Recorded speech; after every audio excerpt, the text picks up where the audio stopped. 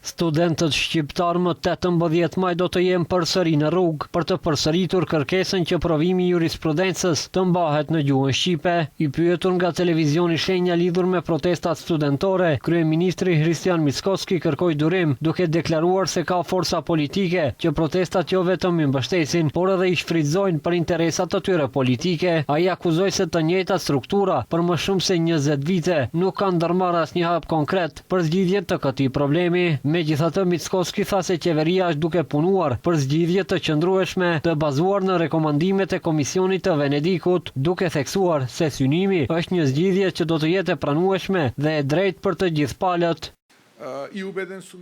Jam i bindur se shumë shpejt do të dalim me propozim vendim për zgjidhje të problemit. Jam i bindur gjithashtu se kjo zgjidhje do të jetë e përgatitur në bazë të rekomandimeve të Komisionit të Venedikut. Ilus të gjithë ata që janë pjesë e këtij procesi të jenë të durueshëm, sepse në vend ka forca politike që nuk duan që vendi të jetë i përparuar, i zhvilluar dhe vend në të cilin ka reforma, por më shumë duan që në vendin ton të ketë konflikte dhe protesta.